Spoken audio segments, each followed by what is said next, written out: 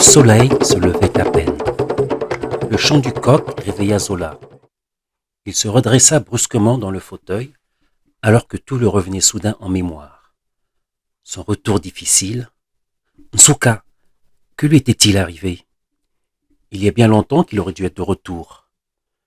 Mais le jeune homme n'eut pas à se poser la question plus longtemps. Il entendit rentrer le petit garçon en courant. Il était au bord des larmes. La voix secouée de sanglots, il se laissa tomber à côté de son frère. Ils m'ont attrapé, puis m'ont attaché à un poteau.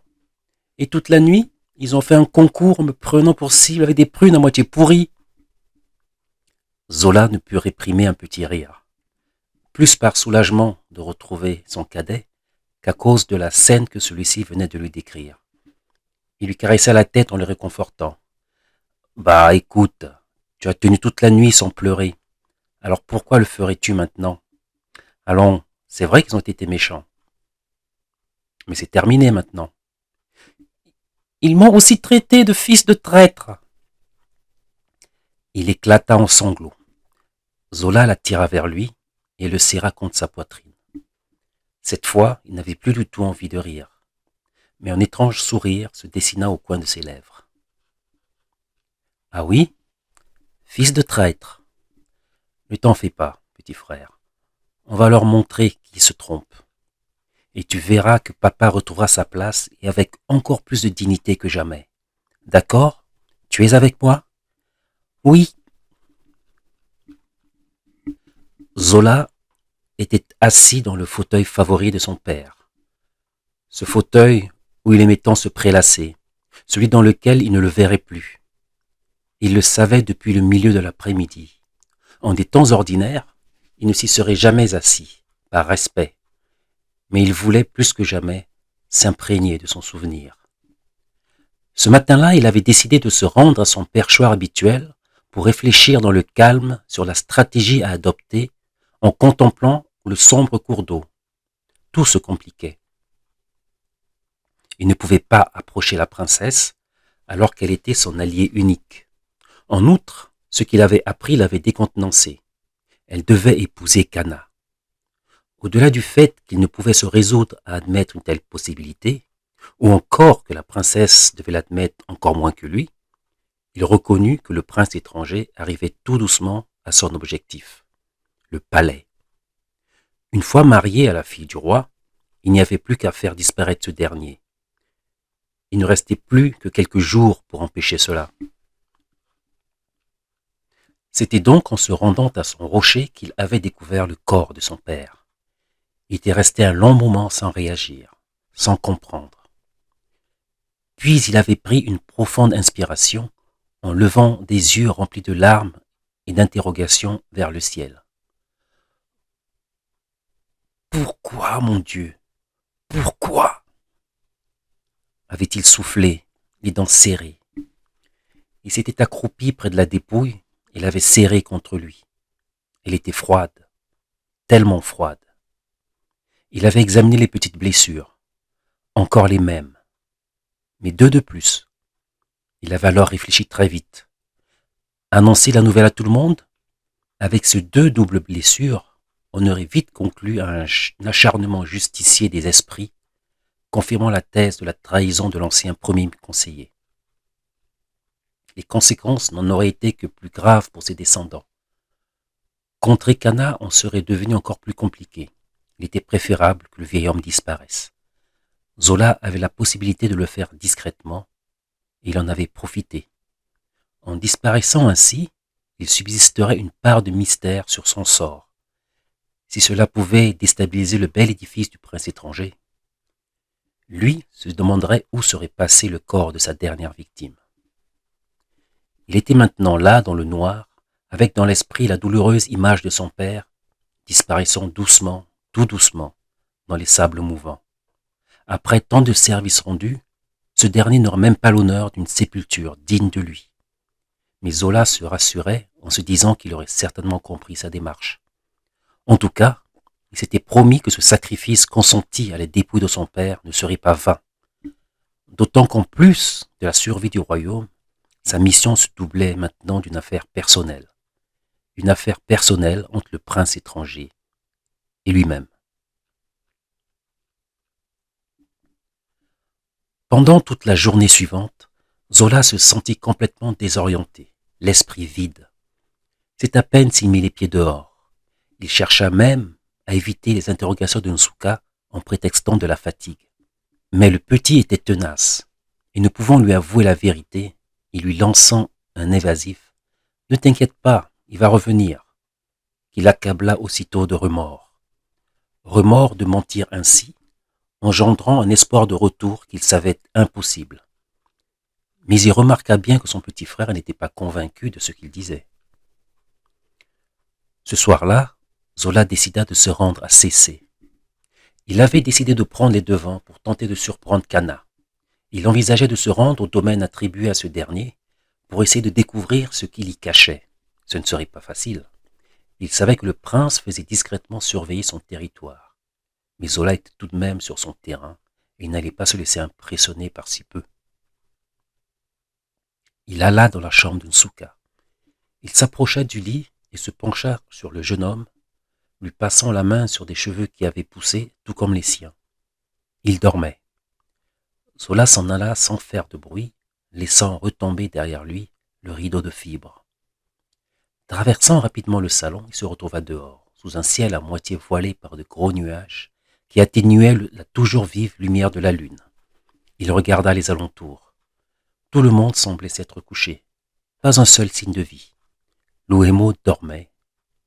Une fois de plus, il se dirigea vers la gorge de Dieu, évitant l'entrée principale et se mit en route pour Cécé. Il avait parcouru le trajet tantôt dans l'obscurité totale, tantôt sous une lumière étonnante. Il aurait préféré être constamment sous couvert des nuages, mais il s'adaptait.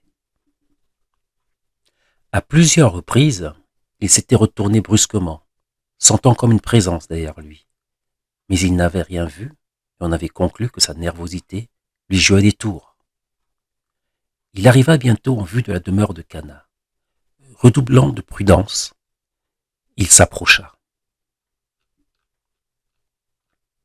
Cloîtrée dans sa chambre, la princesse ne cessait de tourner en rond. Depuis son isolement forcé, elle n'avait pu adresser la parole à personne d'autre qu'à Fatou. Même à sa mère, elle n'avait pas parlé. Quant à Fatou, elle n'avait rien appris d'elle, de ce qu'elle aurait voulu savoir, sur le périple de Zola en particulier. Son père, le roi, l'avait fait appeler, et elle se demandait quelle catastrophique annonce il allait encore lui faire. Elle s'attendait maintenant à tout. Incapable qu'il était de voir que le royaume courait à sa perte, il pouvait tout aussi bien en accélérer lui-même le processus. Elle arriva dans la grande salle en marchant la tête haute, non par simple défi ou provocation envers son père, mais simplement pour lui signifier qu'elle n'approuvait toujours pas ses étranges décisions et qu'elle s'y opposait encore. « Bonsoir, père. » Ce dernier la regarda un instant avant de lui répondre. « Bonsoir, ma fille, comment vas-tu » fit-il souriant. La jeune femme fut surprise par la douceur de la voix de son père. Elle était tellement préparée à affronter des absurdités que cette simple amabilité la désarçonna. Elle parut hésiter, mais se ressaisit vite. « Ma santé ne dépend que de ton vouloir, père. »« Mais je ne veux que ton bien. »« Mon bien ? Est-ce en abandonnant ton peuple à la décadence que tu me fais du bien, ou encore en m'enfermant ainsi ? Si tel le prix à payer pour que je sois heureuse, alors je ne veux pas de ce bonheur. » Le roi se pencha vers elle. « Décadence ? Quelle décadence ? » Le temps avait nettement changé. « Mon peuple n'a jamais été aussi heureux que ces derniers temps. En la personne de Kana, il a trouvé un providentiel sauveur et bienfaiteur. De quelle décadence me parles-tu » La princesse regardait calmement son père. Elle semblait ne pas l'écouter. Elle le laissa proférer des éloges sur le prince. Lorsqu'il s'arrêta de parler, elle prit une profonde inspiration. « Puis-je me retirer, père ?»« Non, je n'en ai pas terminé avec toi. Alors écoute bien ce que j'ai à te dire. » Le roi s'était levé et pointait un doigt menaçant sur sa fille. « Il te reste 2 jours pour te faire à l'idée d'épouser Kana. car c'est dans 2 jours que sera célébrée votre union. Maintenant, tu peux te retirer. » Elle savait qu'il était inutile de discuter. Elle baissa la tête et retourna dans sa chambre, perturbée. Elle ne s'attendait pas à ce que son père prenne cette décision aussi vite. Plus que jamais maintenant, elle espérait en Zola. Le domaine de Cana s'était transformé en une petite zone interdite.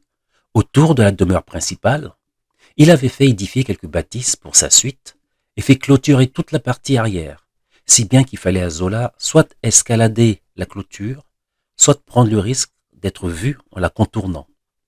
Il décida de l'escalader. Elle était constituée de petits troncs d'arbres étroitement liés entre eux par des lianes et lui arrivaient un peu plus haut que la tête. Il lui faudrait donc s'engager sans trop savoir ce qu'il attendrait derrière.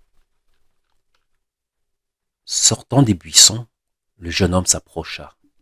Il posa les mains sur le haut de la palissade et se hissa jusqu'à ce qu'il puisse voir par-dessus. Il ne savait pas trop que chercher. Il ne savait pas non plus ce qu'il pourrait découvrir, ou même s'il découvrirait quelque chose. Mais il était persuadé qu'il y avait une ou plusieurs explications de tous ces derniers événements derrière cette barrière. Quelque chose d'irréfutable dont personne dans le royaume ne pourrait douter. La clôture s'inclina légèrement en avant. Il se crispa en lançant un regard circulaire dans l'immense concession. Il ne remarqua rien qui puisse le mettre sur ses gardes et se hissa d'un seul coup pour retomber à l'intérieur le plus discrètement possible. Il resta accroupi un court instant, guettant le moindre bruit alarmant, puis se dirigea rapidement vers la construction la plus proche. Il en longea le mur arrière avant de lancer un regard prudent vers le mini-palais de Cana. En effet, depuis qu'il avait pris de l'importance, le prince étranger était devenu plus exigeant, au point qu'il en était arrivé à demander que lui soit construite une demeure digne de son rang. Mais Zola avait compris que tout cela n'était pas le but réel de la présence du prince dans le royaume. Alors pourquoi poussait-il sa vanité jusqu'à vouloir posséder ces terres? En aurait-il besoin pour arriver à ses fins? Ou bien était-ce simplement pour le plaisir de se voir accorder tout ce qu'il voulait? La demeure de Cana se situait à une centaine de pas de l'endroit où se trouvait Zola. Ils s'en trouvaient séparés par une autre bâtisse qui en complétait un nombre de 8, formant 2 arcs de cercle, 4 à 4. Il les observa toutes pendant un moment et remarqua que celle située sur l'extérieur était bien mieux bâtie que les autres. Elle devait certainement loger des membres de la garde princière. Peut-être était-ce pour mieux protéger les bâtisses du milieu et décourager toute curiosité. Réflexion faite, il inspecterait plutôt ces dernières. Après tout, il y trouverait peut-être quelque chose de plus intéressant que dans l'antre même de Cana. Profitant du passage d'un groupe de nuages, il se glissa à l'intérieur et s'immobilisa de nouveau. Il n'y voyait pas grand-chose. Il n'entendait rien non plus, si ce n'était le son des insectes nocturnes au dehors. La lune apporta un semblant de clarté. La case n'était pas très grande et il ne remarqua rien de particulier. Seuls les ustensiles de construction y étaient rangés. Visiblement, ils avaient servi récemment. Dans la deuxième que Zola visita, il y avait des armes, beaucoup d'armes, des lances, des arbalètes, des sabres, etc. Cela n'était pas étonnant, étant donné le nombre assez important d'hommes que Cana avait à son service.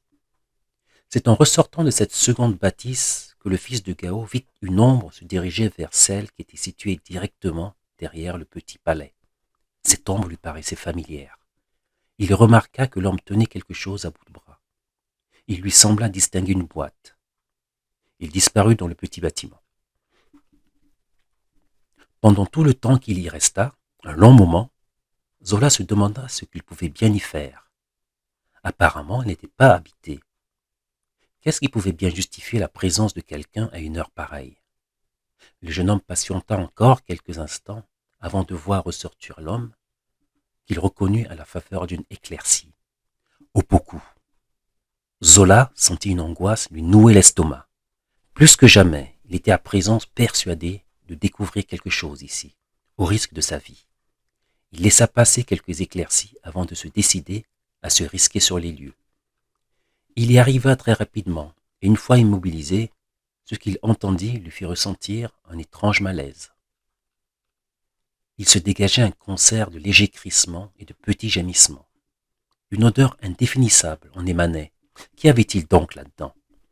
Il vit dans la pénombre des rangées de boîtes en osier et en bois dont certaines bougeaient. Elles étaient toutes de forme cubique, larges comme un avant-bras. Celles en bois étaient parsemées de petits trous sur les côtés. Prudemment, il en prit une de chaque dans les mains et se dirigea vers l'extérieur. Il leva la boîte en osier, mais n'arriva pas à y distinguer quoi que ce soit. Il souleva alors celle en bois et regarda à travers les orifices. Ce qu'il vit lui arracha une grimace de dégoût. Deux énormes araignées, dont il ne reconnut pas l'espèce, s'acharnaient sur un rat qui était encore secoué de soubresauts.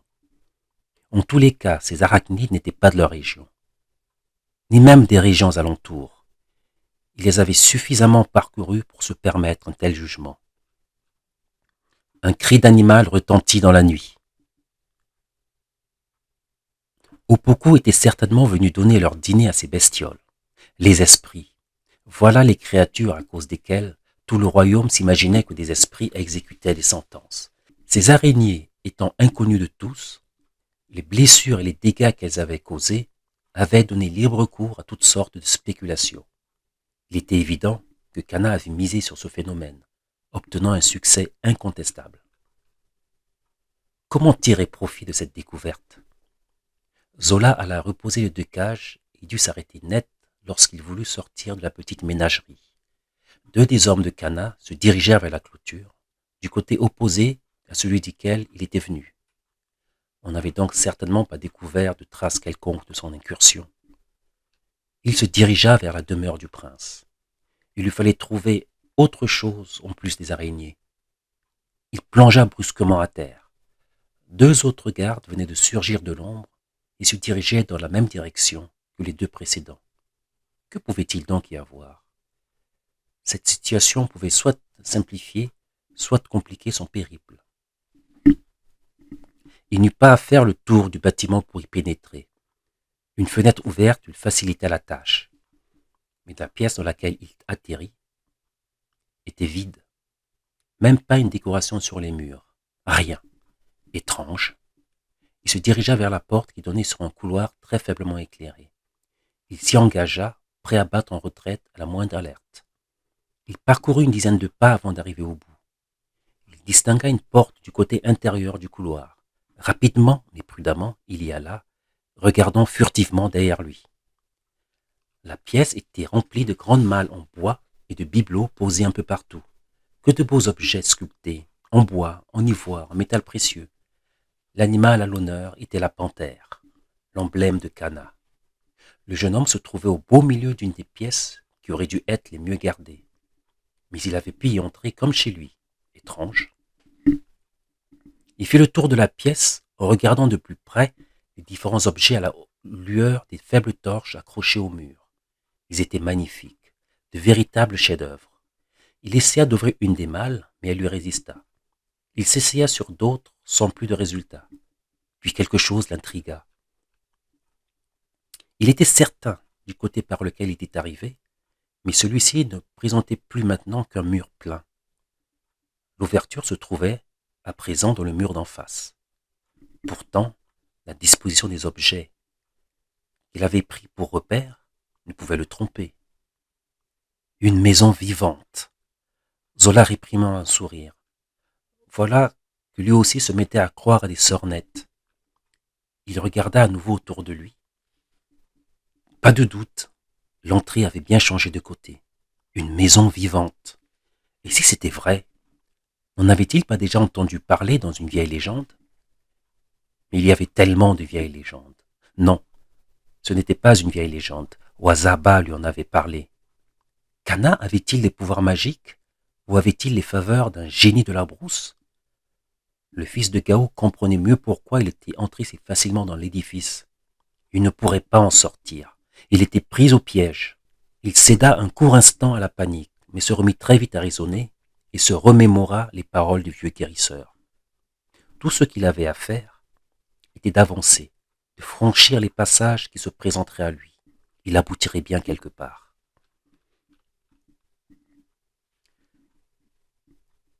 Quelque temps plus tôt, Kana était allé, comme souvent, en pleine savane pour une partie de chasse. Il adorait ces moments où il se retrouvait dans la nature, en pleine liberté. Bien qu'il se soit senti toujours en pleine liberté, où qu'il soit, car il était toujours prêt à faire ce qu'il voulait s'il le jugeait nécessaire. Ce n'était qu'une question de méthode. Discrète ou non, subtile ou grossière, rien ne pouvait l'arrêter. Il était donc parti à la chasse avec une quinzaine des meilleurs membres de sa suite. Il adorait aussi leur faire étalage de son talent, leur montrer combien il était agile entre les broussailles, efficace dans la traque d'un gibier et précis dans ses tirs à l'arc, à la lance ou à l'arbalète, son arme préférée. Il était indéniable que le prince était un remarquable chasseur. Il excellait effectivement dans ce domaine, mais malheur à celui qui se risquait à faire mieux. Tous ceux qui vivaient avec lui l'avaient compris depuis longtemps. Ce jour-là, il faisait encore nuit lorsqu'ils avaient quitté Cécé. Toute la matinée, ils avaient arpenté la brousse et ses sous-bois. Leur butin était plutôt honorable, et ils auraient pu en rester là. 3 phacochères, une antilope, 2 gazelles. Mais tant que le prince n'en avait pas assez, il fallait continuer. Et il continuait. Le soleil était haut dans le ciel et la plupart des animaux s'étaient mis à l'abri de ses impitoyables rayons. Le petit cortège de Cana avait fait de même. Il s'était installé sous l'ombre accueillante des arbres d'un sous-bois. Pendant que certains s'étaient allongés pour se détendre, d'autres s'étaient mis à dépecer les prises de la matinée. C'étaient de véritables experts et il ne leur avait fallu que très peu de temps pour terminer le travail. Après un long moment, Cana se leva. Il s'enfonça avec nonchalance dans les fourrés. Ces hommes ne bougèrent même pas. Ils avaient l'habitude des attitudes de leur souverain. Il lui arrivait aussi de vouloir s'isoler un moment avant de reprendre la chasse. Ils le virent donc disparaître dans les fourrés, ignorant à quel point il serait différent à son retour. D'ailleurs, il ne s'en rendrait même pas compte. Ce que le prince aimait dans ces moments où il s'isolait ainsi, était de sentir ce calme du milieu de journée, alors que rien ne dormait vraiment. Pendant ces instants, il aimait méditer sur sa vie, sur son fâcheux passé et sur son extraordinaire destin à venir. Il savourait à l'avance sa future vie de roi. Il pensait souvent au vieil ermite qu'il avait jadis rencontré et qui lui avait redonné espoir. Il pensait souvent au vieil ermite qu'il avait jadis rencontré et qui lui avait redonné espoir. Le reverrait-il un jour? Un être vraiment étrange et qui l'intriguerait encore. Serait-ce mieux qu'il ne le revît jamais? D'ailleurs, il ne l'avait jamais revu. Ou plutôt, il ne s'était plus jamais manifesté. Si, une fois, il s'était manifesté. La deuxième fois qu'il l'avait vu, dans les mêmes circonstances qu'aujourd'hui. Il lui avait dit qu'il était venu lui remettre un pouvoir qui lui revenait de droit. Il saurait de lui-même comment l'utiliser. Depuis, plus rien. Il avait avancé de plus d'une centaine de pas avant de s'arrêter et de regarder autour de lui. Il était déjà venu plusieurs fois dans ces sous-bois, mais l'endroit où il se trouvait ne lui paraissait pas familier. La lumière avait soudain diminué et il s'était retrouvé dans une obscurité quasi totale. Instinctivement, il s'était brusquement retourné. Il était là, debout dans la pénombre, et le fixait de son regard insoutenable. « Bonjour, Cana, avait dit le vieil ermite. Tu as l'air bien surpris de me voir. Il y a tout de même de quoi. La dernière fois remonte à une éternité. Le vieillard avait ricané. Tu n'as aucune idée de ce qu'est l'éternité. Il y a si longtemps que je t'ai vu. Tu me manquais. Ah, cela fait plaisir à entendre, mais inutile de me dire des choses que tu ne ressens pas. Garde tes mensonges pour d'autres. Il avait prononcé cette dernière phrase d'une voix froide et avait poursuivi sur le même ton. Moi, je te vois tout le temps, Cana, jour après jour. Jusqu'ici, tu as bien accompli ta tâche. C'est un peu long à mon goût, mais c'est en bonne voie. Bref, je ne suis pas là pour te faire des compliments, sachant que tu es insensible de toute manière. Cana était interrogatif. Le vieil ermite avait marqué une pause. Ce soir, lorsque la lune sera au plus haut, cette sphère que tu détiens, la dernière que tu as acquise, place-la au centre de ta demeure sur le sol. Pour seul support, tu mettras une peau de jeune gazelle. Prononce alors à haute voix la formule qui te viendra à l'esprit à cet instant-là. Car plus que jamais, tu dois maintenant prendre garde à l'élu de son cœur. Mais que Cana n'en saurait pas plus. Le vieillard était reparti. Le vieillard était reparti, aussi mystérieusement qu'il était apparu. Il en avait été de même pour l'obscurité. Que lui apporterait donc de prononcer une formule dont il ne connaissait pas encore le moindre mot, devant une sphère posée sur une peau de gazelle, au centre de chez lui cette nuit? Qui était donc cet élu du cœur de la princesse, bien sûr, dont il devait se méfier? Ce ne serait certainement pas difficile à savoir.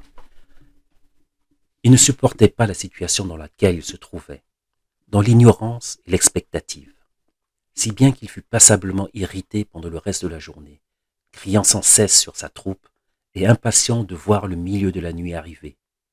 Mais ce n'était pas encore au bout de sa colère. Il avait littéralement explosé lorsque, le moment venu, il avait appliqué les consignes du vieillard. Il ne s'était rien passé de ce qu'il avait pu imaginer. Le vieillard s'était-il moqué de lui?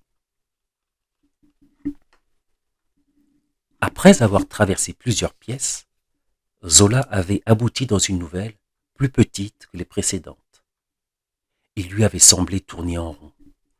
Il avait effectivement fait du surplace, se retrouvant sans cesse dans les mêmes pièces. Un labyrinthe interminable. Il aurait pu, à la longue, s'écrouler d'épuisement sans que quiconque ne le retrouve, comme son père. Mais le plus plausible était plutôt qu'il se retrouve nez à nez avec le maître des lieux, auquel cas il était prêt à vendre chèrement sa peau. Il remarqua sur le sol quelque chose qui attira aussitôt son attention. C'était bien la seule chose qui aurait pu l'intéresser, puisque le reste de la pièce était vide, mis à part les deux torches. Les deux torches dont la lumière était absorbée, puis restituée diffusément par la sphère qui était posée sur une peau à même le sol. Il cligna des yeux, non pas à cause de la lueur, mais tout simplement parce qu'il croyait rêver. Il s'approcha. Était-ce celle qu'il avait laissée tomber dans l'eau? En était-ce une autre? En tout cas, elle y ressemblait beaucoup. En un clin d'œil, il décida que cette sphère, que ce soit la même ou non, ne resterait pas là, pas entre les mains du prince étranger. Il la prit dans les mains et releva la tête pour chercher le passage devant lui. À sa gauche ou à sa droite, il n'y avait pas d'ouverture. Il se retourna alors et vit que celle par laquelle il était arrivé ne s'était pas refermée. Sans perdre plus de temps, il s'y engagea. Il se retrouva dans un couloir circulaire richement orné de peaux et autres trophées de chasse. Des voix parvinrent à ses oreilles. Elles semblaient venir de très loin, comme une illusion auditive. Mais elles se rapprochaient. Le jeune homme fit demi-tour. Il vit deux ombres se diriger vers lui. Il était bloqué. Aucune issue n'était en vue, et revenir dans la petite pièce équivaudrait à signer son arrêt de mort. Il fonça tête baissée vers les deux ombres, la sphère bien calée sous le bras. Le premier garde le reçut en plein abdomen, tandis que le second recevait la nuque de son compagnon à la pointe du menton et était projeté violemment contre le mur. L'effet de surprise. C'était sa seule chance. Il continua sa course folle et s'engouffra dans la première issue qui se présenta. Le vacarme qu'il fit, en renversant des poteries des récipients qui se brisèrent sur le sol, attira deux nouveaux gardes qui se trouvaient en faction à l'entrée du couloir, menant au grand salon du prince à partir de l'extérieur. Mais lorsque les deux hommes l'aperçurent, ce fut pour le voir fondre sur eux, suspendu en l'air, à hauteur d'épaule, et leur écraser le nez avec ses talons. Alors qu'ils s'écroulaient au sol, Zola fonçait déjà dehors, vers l'arrière du groupe de bâtisse, avec immédiatement à ses trousses une bande de gardes alertés par les cris des premiers. Sachant qu'il courait pour sa vie, il ne posait aucune question, il lui fallait tout simplement courir. Dans la pénombre, il vit la clôture venir vers lui. Il expédia la sphère par-dessus et s'élança.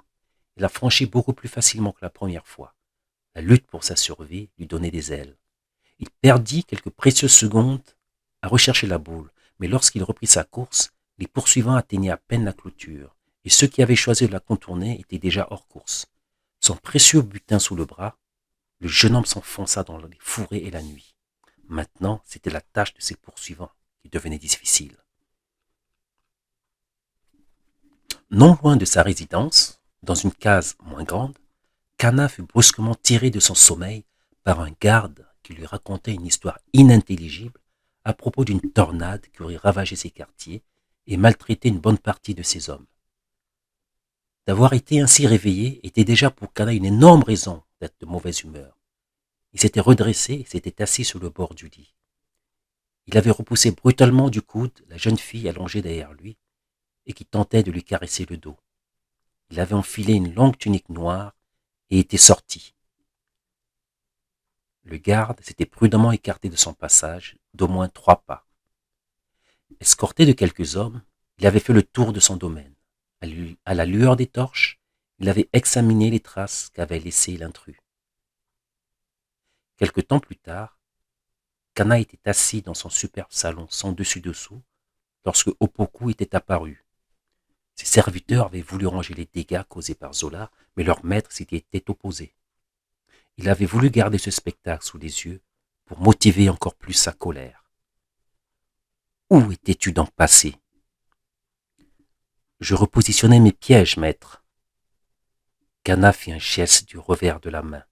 Ah, toi et tes maudites bestioles, siffla-t-il. Il se tut un moment, puis fixa son bras droit d'un regard redevenu étrangement calme. Nous avons un problème, dit-il, hocha la tête lentement. Un gros problème. Zola avait échappé aux gardes. Dans la nuit de l'Ouémo, sur son terrain, il n'avait aucune chance de le rejoindre. Mais malgré cela, alors qu'il se dirigeait toujours en trottinant vers le village, il avait la mauvaise sensation d'être encore suivi. Tout comme lorsqu'il était venu. Il accéléra soudainement son allure, puis se posta derrière un tronc d'arbre, afin de s'assurer que son instinct ne lui jouait pas des tours. Et il vit rapidement débouler une petite ombre sur laquelle il s'apprêtait à s'abattre lorsqu'un rayon de lune l'éclaira. Il n'en crut pas ses yeux. La petite ombre allait disparaître entre les arbres et les fourrés lorsqu'il réagit enfin. « Nsuka !» Le garçon s'arrêta net et se retourna brusquement. Il se mit à scruter l'obscurité en reculant. « N'aie pas peur, c'est moi. »« Ah, qu'est-ce que j'ai eu peur !» s'exclama le garçon en le reconnaissant. Il sauta au cou de son aîné. « On les a eus, hein. Dis-moi, qu'est-ce que tu as sous le bras, hein, dis-moi. Hey, calme-toi !» Zola tempéra l'enthousiasme de son petit frère. Il s'accroupit en lui agrippant les bras et le regardant sévèrement. « Qu'est-ce que tu fais là? Je t'avais laissé au lit et tu devrais t'y trouver. Je t'écoute. » Nsuka grimaça légèrement et répondit d'une très petite voix. Je ne dormais pas et je t'ai suivi dès que tu es sorti. »« Mais qu'est-ce qui t'a pris? Tu sais bien qu'il aurait pu t'arriver quelque chose. »« Justement, se rébiffa le garçon, si je n'avais pas été là, il aurait pu t'arriver quelque chose aussi. » Zola posa sur lui un regard interrogateur. « Ben oui, quand tu as escaladé la clôture, heureusement que j'ai attiré les gardes vers moi, j'ai imité le cri d'une gazelle et j'ai fui. » Zola se prit la tête dans les mains et s'assit par terre. Puis il se releva et entraîna son frère par le bras. Après qu'ils furent arrivés discrètement à domicile, Zola parla longuement à Nsuka. Il l'informa notamment de la mort de leur père. Enfin, il finit par le convaincre de rester à l'écart de ce qui s'est passé car ce n'était vraiment pas une situation qui convenait à un petit garçon. Il lui faudrait quitter cette maison et aller vivre chez une de leurs sœurs pour un moment au moins, car il ne serait pas prudent d'y rester. Il lui faudra aussi se résoudre à ne plus le voir pendant un moment. Assis dans le noir sur la plateforme rocheuse, il écoutait l'eau chuter dans cette grotte qu'il avait découverte au bout de son périple sous le palais. Il se réfugierait ici, au cœur de la gorge de Dieu, en espérant que ce dernier vienne à son aide. Il ne lui serait pas difficile de vivre ainsi de chasse et de pêche dans la nature. Ce ne serait pas la première fois. La seule différence était qu'il se trouvait près de chez lui et qu'il serait traqué. Il était certain que le prince étranger n'aurait aucun mal à savoir qui contrariait ses plans. Il se dit que le jour venu, il irait inspecter cette fissure par laquelle venait un peu de lumière lorsqu'il avait été craché dans ce bassin par le boyau souterrain. Une seconde issue ne serait peut-être pas de trop.